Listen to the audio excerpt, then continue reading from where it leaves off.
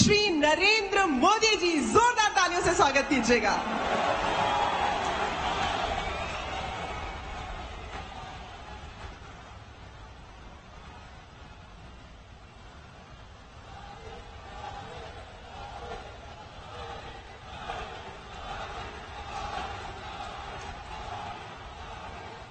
भारत माता की, भारत माता की। मध्य प्रदेश के मुख्यमंत्री भाई शिवराज जी, केंद्रीय मंत्रिमंडल के मेरे साथी हरदीप सिंह पुरी,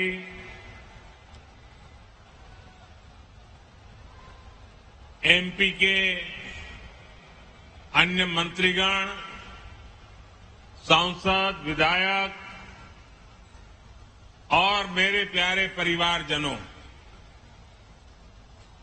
बुंदेलखंड की ये धरती वीरों की धरती है, शूरवीरों की धरती है। इस भूमि को बीना और बेतवा दोनों का आशीर्वाद मिला हुआ है और मुझे तो महीने भर में दूसरी बार सागर आकर आप सभी के दर्शन का सौभाग्य मिला है। और मैं शिवराज जी की सरकार का भी अभिनंदन और धन्यवाद करता हूं कि आज मुझे आप सबके बीच जाकर के आप सबके दर्शन करने का अवसर भी दिया। पिछली बार मैं संत रविदास जी की उस भव्य स्मारक के भूमि पूजन के अवसर पर आपके बीच आया था। आज मुझे मध्य प्रदेश के विकास, उस विकास को नई गति देने वाली अनेक परियोजनाओं का भूमि पूजन करने का अवसर मिला है। ये परियोजनाएं इस क्षेत्र के औद्योगिक विकास को नई ऊर्जा देगी। इन परियोजनाओं पर केंद्र सरकार 50,000 करोड़ रुपए से ज्यादा खर्च करने वाली है। आप कल्पना कर सकते हैं 50,000 करोड़ क्या होता है? हमारे देश के बहुत सारे राज्यों का पूरे साल का बजट भी इतना नहीं होता है जितना आज एक ही कार्यक्रम के लिए भारत सरकार लगा रही है।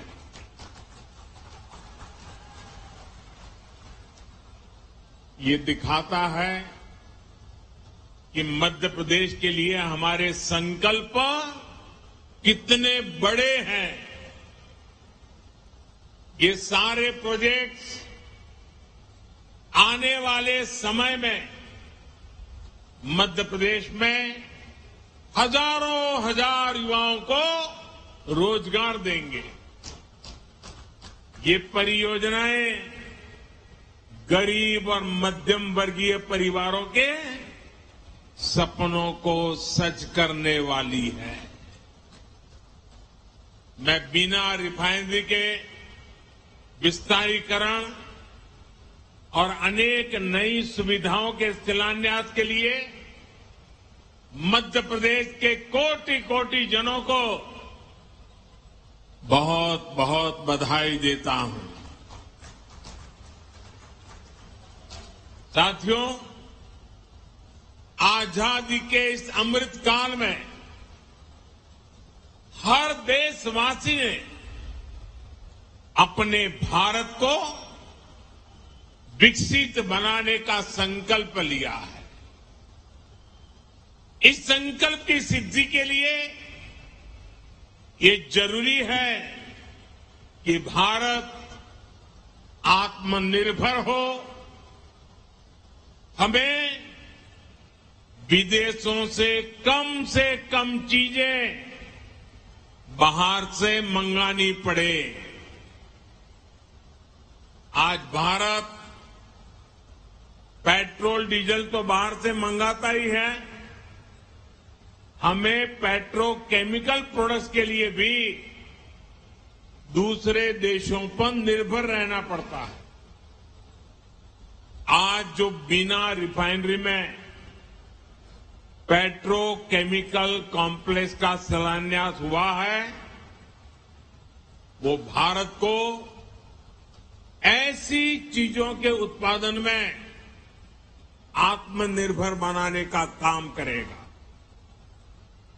बहुत से लोगों को ये पता ही नहीं होता, ये जो प्लास्टिक पाइप बनते हैं, बाथरूम में इस्तेमाल होने वाली प्लास्टिक की बाल्टी और मग होते हैं, प्लास्टिक के नल होते हैं, प्लास्टिक की कुर्सी टेबल होती है, घरों का पेंट होता है, कार का बम्पर होता है, कार का डैशबोर्ड होता है, पैकिंग मटेरियल होता है, मेडिकल उपकरण होते हैं, ग्लूकोज की बोतल होती है, मेडिकल सिरिंज होती है, अलग अलग तरह के कृषि उपकरण होते हैं।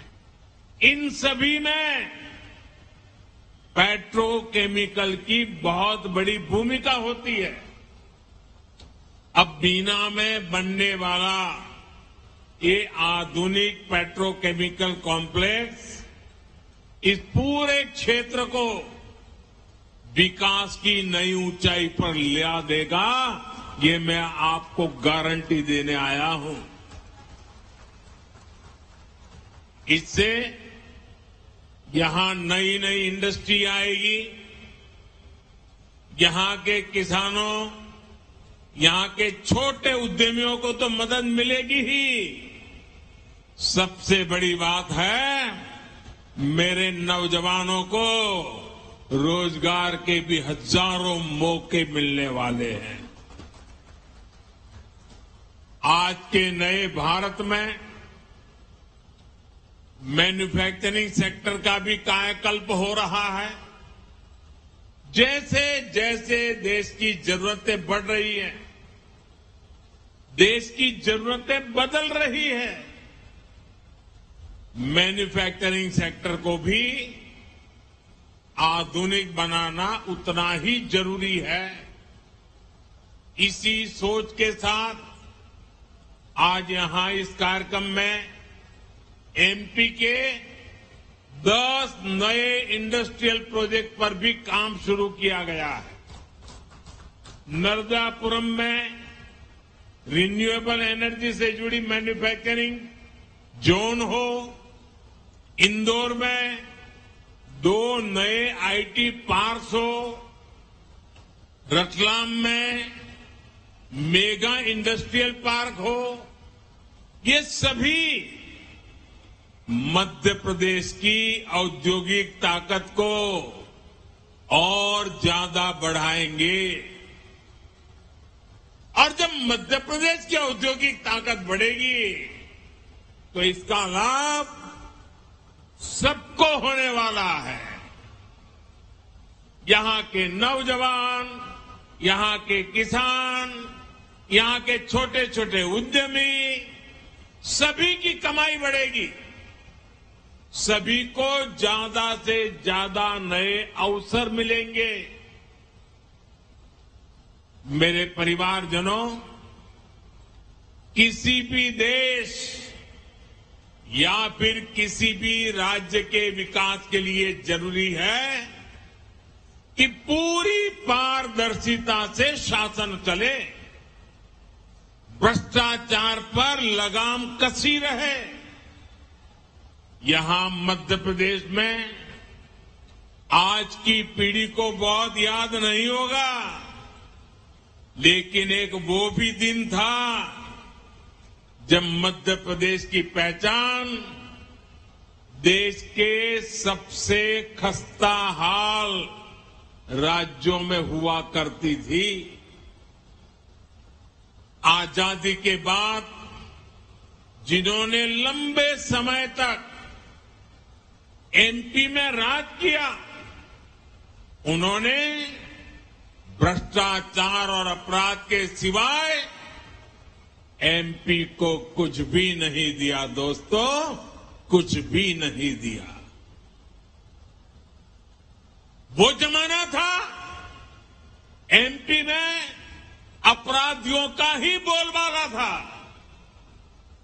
कानून व्यवस्था पर लोगों को भरोसा ही नहीं था। ऐसी स्थिति में आखिर मध्य प्रदेश में उद्योग कैसे लगते? कोई व्यापारी यहां आने की हिम्मत कैसे करता? आपने जब हम लोगों को सेवा का मौका दिया, हमारे साथियों को सेवा का मौका दिया, तो हमने पूरी ईमानदारी से मध्य प्रदेश का भाग्य बदलने का भरसक प्रयास किया है। हमने मध्य प्रदेश को भय से मुक्ति दिलाई, यहां कानून व्यवस्था को स्थापित किया।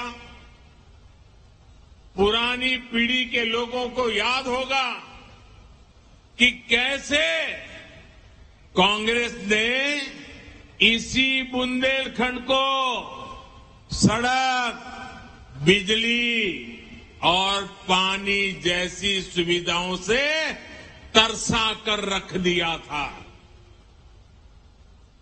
आज भाजपा सरकार में हर गांव तक सड़क पहुंच रही है, हर घर तक बिजली पहुंच रही है।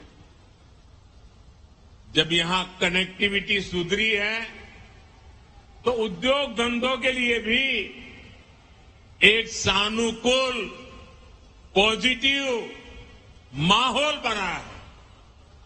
आज बड़े बड़े निवेशक मध्य प्रदेश आना चाहते हैं, यहां नई नई फैक्ट्रियां लगाना चाहते हैं। मुझे विश्वास है अगले कुछ वर्षों में मध्य प्रदेश औद्योगिक विकास की नई ऊंचाई छूने जा रहा है। मेरे परिवारजनों, आज का नया भारत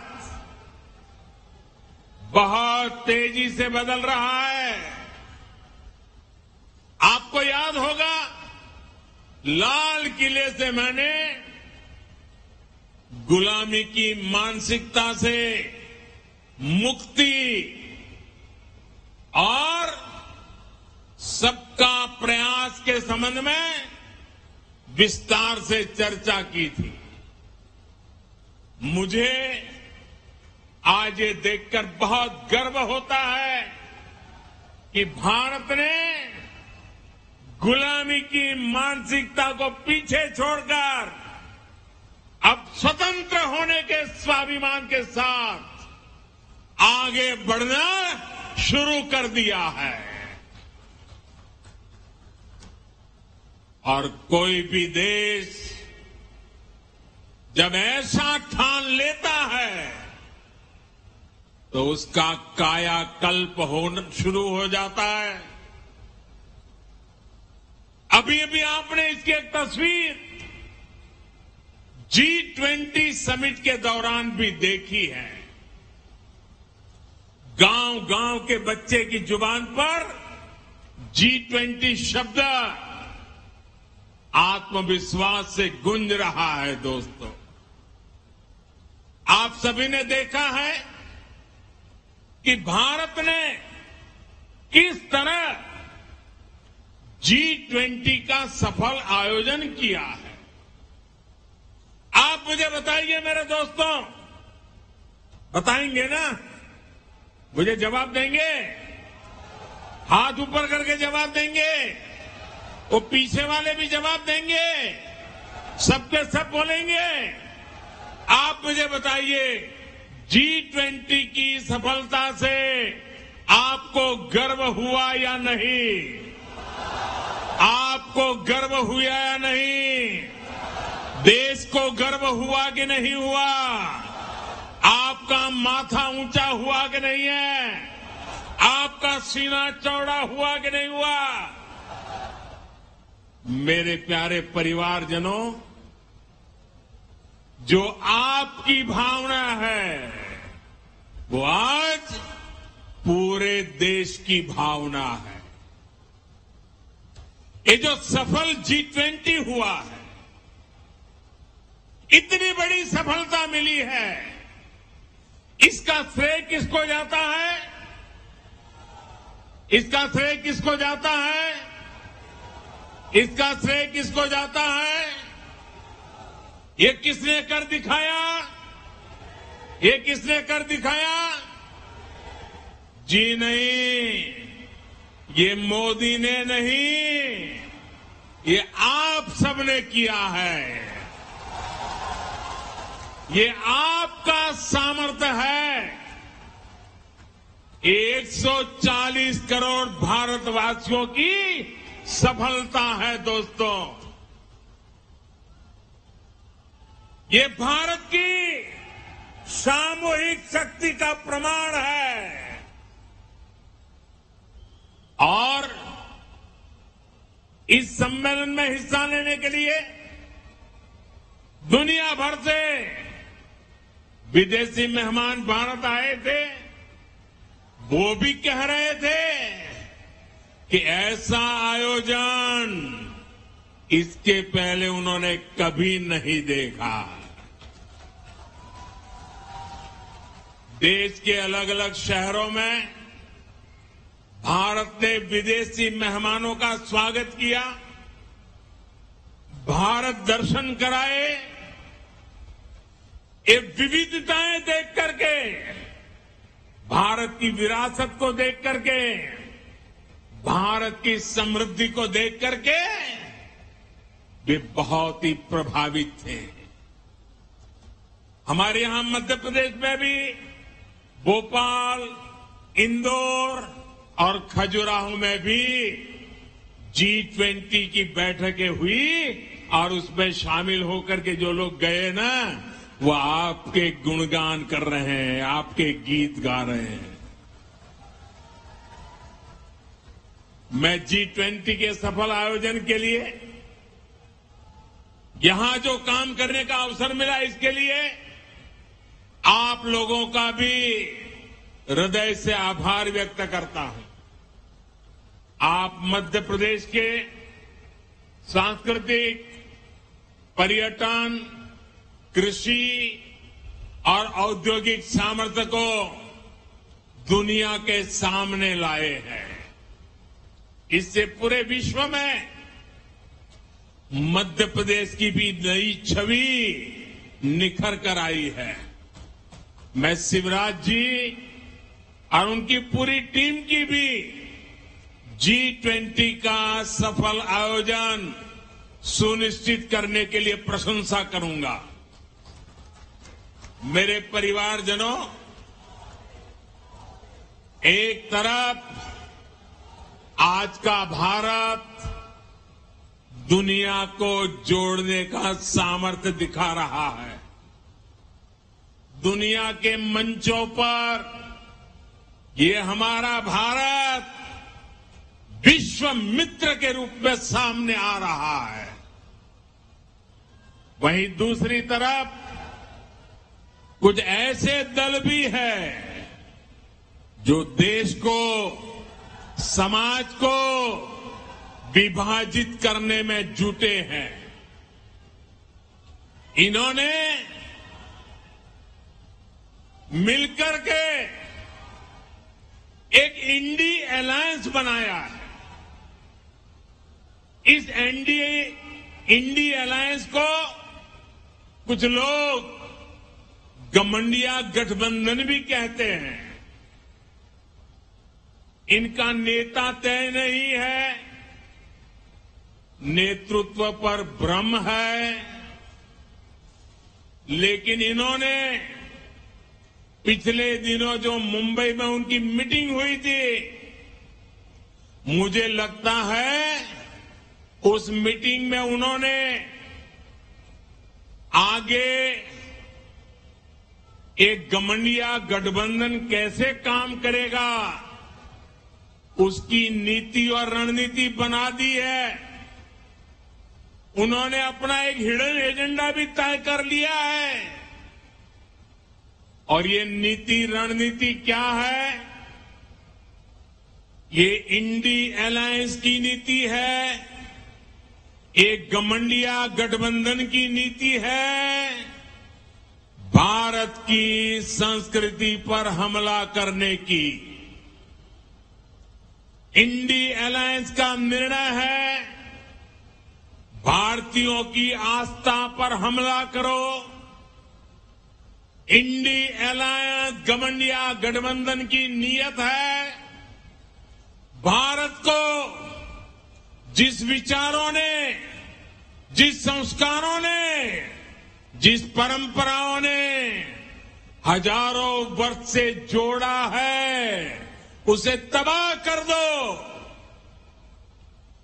जिस सनातन से प्रेरित होकर देवी अहल्याबाई होलकर ने देश के कोने कोने में सामाजिक कार्य किए, नारी उत्थान का अभियान चलाया, देश की आस्था की रक्षा की, ये गठबंधन, ये इंडी अलायंस उस सनातन संस्कारों को, परंपरा को समाप्त करने का संकल्प लेकर के आए हैं। ये सनातन की ताकत थी कि झांसी की रानी लक्ष्मीबाई अंग्रेजों को ये कहते हुए ललकार कर पाई कि मैं अपनी झांसी नहीं दूंगी। जिस सनातन को गांधी जी ने जीवन पर्यंत माना, जिन भगवान श्री राम ने उनको जीवन भर प्रेरणा दी, उनके आखिरी शब्द बने हे राम। जिस सनातन ने उन्हें अस्पृश्यता के खिलाफ आंदोलन चलाने के लिए प्रेरित किया, ये इंडी गठबंधन के लोग, एक गठबंधन के लोग उस सनातन परंपरा को समाप्त करना चाहते हैं। जिस सनातन से प्रेरित होकर स्वामी विवेकानंद ने समाज की विभिन्न बुराइयों के प्रति लोगों को जागरूक किया, इंडी गठबंधन के लोग उस सनातन को समाप्त करना चाहते हैं। जिस सनातन से प्रेरित होकर लोकमान्य तिलक ने मां भारती की स्वतंत्रता का बीड़ा उठाया, गणेश पूजा को स्वतंत्र आंदोलन से जोड़ा, सार्वजनिक गणेशोत्सव की परंपरा बनाई, आज उसी सनातन को ये इंडी गठबंधन तहस नहस करना चाहता है। साथियों, ये सनातन की ताकत थी कि स्वतंत्रता आंदोलन में फांसी पाने वाले वीर कहते थे कि अगला जन्म मुझे फिर ये भारत मां की गोद में देना। जो सनातन संस्कृति संत रविदास का प्रतिबिंब है, जो सनातन संस्कृति माता शबरी की पहचान है, जो सनातन संस्कृति महर्षि वाल्मीकि का आधार है, जिस सनातन ने हजारों वर्षों से भारत को जोड़े रखा है, ये लोग मिलकर अब उस सनातन को खंड खंड करना चाहते हैं। आज इन लोगों ने खुल करके बोलना शुरू किया है, खुल करके हमला करना शुरू करके दिया है। कल ये लोग हम पर होने वाले हमले और बढ़ाने वाले हैं। देश के कोने कोने में हर सनातनी को, इस देश को प्यार करने वाले को, इस देश की मिट्टी को प्यार करने वाले को, इस देश के कोटि कोटि जनों को प्यार करने वालों को, हर किसी को सतर्क रहने की जरूरत है। सनातन को मिटाकर ये देश को फिर 1000 साल की गुलामी में धकेलना चाहते हैं, लेकिन हमें मिलकर ऐसी ताकतों को रोकना है। हमारी संगठन की शक्ति से, हमारी एकजुटता से उनके मंसूबों को नाकाम करना है। मेरे परिवारजनों, भारतीय जनता पार्टी राष्ट्रभक्ति की, जनशक्ति की भक्ति की और जनसेवा की राजनीति के लिए समर्पित है। वंचितों को वरीयता, यही भाजपा के सुशासन का मूल मंत्र है। भाजपा की सरकार एक संवेदनशील सरकार है। दिल्ली हो या भोपाल, आज सरकार आपके घर तक पहुंचकर आपकी सेवा करने का प्रयास करती है। जब कोविड का इतना भयंकर संकट आया तो सरकार ने करोड़ों देशवासियों का मुफ्त टीकाकरण कराया। हम आपके सुख दुख के साथी हैं। हमारी सरकार ने 80 करोड़ से अधिक देशवासियों को मुफ्त राशन दिया।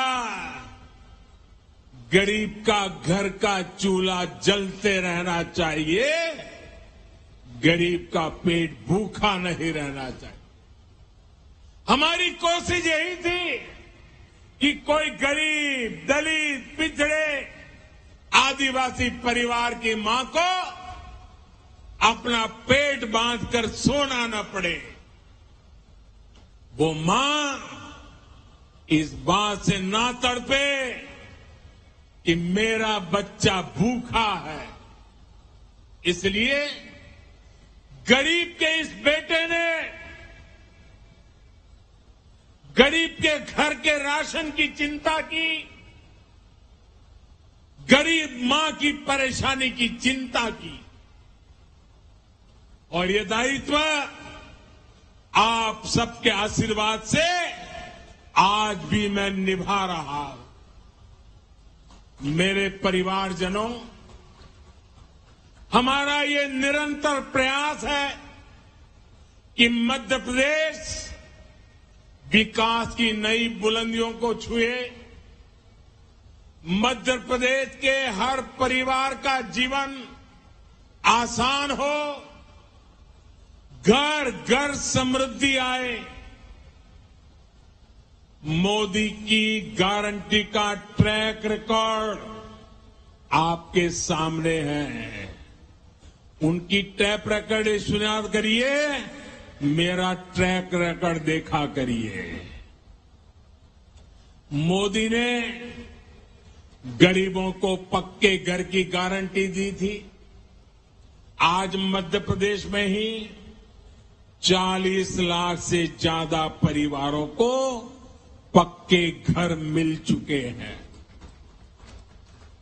हमने घर घर टॉयलेट की गारंटी दी थी, ये गारंटी भी हमने पूरी करके दिखाई। हमने गरीब से गरीब को मुफ्त इलाज की गारंटी दी थी। हमने हर घर बैंक अकाउंट खुलवाने का गारंटी दी थी। हमने माताओं बहनों को धुएं से मुक्त रसोई की गारंटी दी थी। ये हर गारंटी का सेवक ये मोदी आज पूरी कर रहा है। हमने बहनों के हितों को ध्यान में रखते हुए इस रक्षाबंधन पर गैस सिलेंडर की कीमतों में भी बड़ी कमी कर दी। इससे उज्ज्वला की लाभार्थी बहनों को अब सिलेंडर 400 रुपये और सस्ता मिल रहा है। उज्ज्वला की योजना कैसे हमारी बहनों बेटियों का जीवन बचा रही है, ये हम सभी जानते हैं। हमारा प्रयास है एक भी बहन बेटी को धुएं में खाना ना बनाना पड़े, और इसलिए कल ही केंद्र सरकार ने एक और बड़ा निर्णय लिया है। अब देश में 75 लाख और बहनों को मुफ्त गैस कनेक्शन दिया जाएगा। कोई भी बहन गैस कनेक्शन से छूटे नहीं, ये हमारा मकसद है। एक बार तो हमने काम पूरा कर दिया, लेकिन कुछ परिवारों में विस्तार हुआ। परिवार में 2 हिस्से हुए तो दूसरे परिवार को गैस चाहिए। उसमें जो कुछ नाम आए हैं उनके लिए नई योजना लेकर के हम आए हैं। साथियों, हम अपनी हर गारंटी को पूरा करने के लिए पूरी ईमानदारी से काम कर रहे हैं। हमने बिचौलियों को खत्म कर हर लाभार्थी को पूरा लाभ देने की गारंटी दी थी। इसका एक उदाहरण प्रधानमंत्री किसान सम्मान निधि भी है। इस योजना के लाभार्थी हर किसान को 28,000 रुपये सीधे उनके बैंक खाते में भेजे गए। इस योजना पर सरकार 2,60,000 करोड़ रुपए से अधिक खर्च कर चुकी है। साथियों, बीते 9 वर्षों में केंद्र सरकार का ये भी प्रयास रहा है कि किसानों की लागत कम हो, उन्हें सस्ती खाद मिले। इसके लिए हमारी सरकार ने 9 वर्ष में 10 लाख करोड़ रुपए से ज्यादा सरकारी तिजोरी में से खर्च किया है। आज यूरिया की बोरी, आप जो खेत में यूरिया लेके जाते हो ना, मेरे किसान भाइयों बहनों, ये यूरिया की थैली अमेरिका में 3,000 रुपए में बिकती है, लेकिन वही बोरी मेरे देश के किसानों को हम सिर्फ 300 रुपये में पहुंचाते हैं, और इसके लिए 10 लाख करोड़ रुपया सरकारी खजाने से खर्च किया। आप याद करिए, जिस यूरिया के नाम पर पहले हजारों करोड़ रुपए के घोटाले हो जाते थे, जिस यूरिया के लिए किसानों को दिन रात लाठियां खानी पड़ती थी, अब वही यूरिया कितनी आसानी से हर जगह उपलब्ध हो रहा है। मेरे परिवारजनों, सिंचाई का महत्व क्या होता है, ये बुंदेलखंड से बेहतर कौन जानता है। भाजपा की डबल इंजन सरकार ने बुंदेलखंड में अनेक सिंचाई परियोजनाओं पर काम किया है। केन बेतवा लिंक नहर से बुंदेलखंड सहित इस क्षेत्र के लाखों किसानों को बहुत लाभ होने वाला है, और जीवन भर होने वाला है, आने वाली पीढ़ियों के लिए भी होने वाला है। देश की हर बहन को उसके घर में पाइप से पानी पहुंचाने के लिए भी हमारी सरकार निरंतर परिश्रम कर रही है। सिर्फ 4 वर्षों में ही देश भर में लगभग 10 करोड़ नए परिवारों तक नल से जल पहुंचाया गया है। मध्य प्रदेश में भी 65 लाख परिवारों तक पाइप से पानी पहुंचाया जा चुका है। इसका बहुत अधिक लाभ मेरे बुंदेलखंड की माताओं बहनों को हो रहा है। बुंदेलखंड में अटल भूजल योजना के तहत पानी के स्रोत बनाने पर भी बड़े स्तर पर काम हो रहा है। साथियों, हमारी सरकार इस क्षेत्र के विकास के लिए, इस क्षेत्र के गौरव को बढ़ाने के लिए पूरी तरह से प्रतिबद्ध है, पूरी तरह से आपको समर्पित है। इस साल 5 अक्टूबर को रानी दुर्गावती जी की 500वीं जयंती है। डबल इंजन की सरकार इस पुण्य अवसर को भी बहुत धूमधाम से मनाने जा रही है। साथियों, हमारी सरकार के प्रयासों का सबसे अधिक लाभ गरीब को हुआ है, दलित, पिछड़े, आदिवासी को हुआ है। वंचितों को वरीयता का, सबका साथ सबका विकास का यही मॉडल आज विश्व को भी राह दिखा रहा है। अब भारत दुनिया की टॉप 3 पहले तीन अर्थव्यवस्था में आने का लक्ष्य लेकर के काम कर रही है। भारत को टॉप 3 बनाने में मध्य प्रदेश की बड़ी भूमिका, और मध्य प्रदेश उसको निभाएगा। इससे यहां के किसानों, यहां के उद्योगों, यहां के नौजवानों, उनके लिए नए नए अवसर तैयार होने वाले। आने वाले 5 साल मध्य प्रदेश के विकास को नई बुलंदी देने के हैं। आज जिन प्रोजेक्ट की नींव हमने रखी है, ये मध्य प्रदेश के तेज विकास को और तेजी देंगे। इतनी बड़ी तादाद में आप विकास के इस उत्सव को मनाने के लिए आए, विकास के उत्सव में भागीदार हुए और आपने आशीर्वाद दिया। इसके लिए मैं आप सबको बहुत बहुत धन्यवाद करता हूं, अनेक अनेक शुभकामनाएं देता हूं। मेरे साथ बोलिए, भारत माता की, भारत माता की, भारत माता की। धन्यवाद।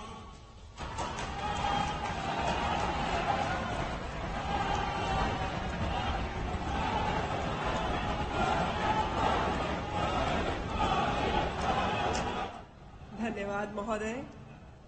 हम देख सकते हैं कि यहाँ पधारे हुए हर व्यक्ति के अंदर, हर आगंतुक के अंदर आपने प्रेरणा का भाव संचार कर दिया है। तो एक बार जोरदार तालियों से अभिनंदित करेंगे माननीय प्रधानमंत्री महोदय को। आपका आभार, आपका बहुत बहुत धन्यवाद।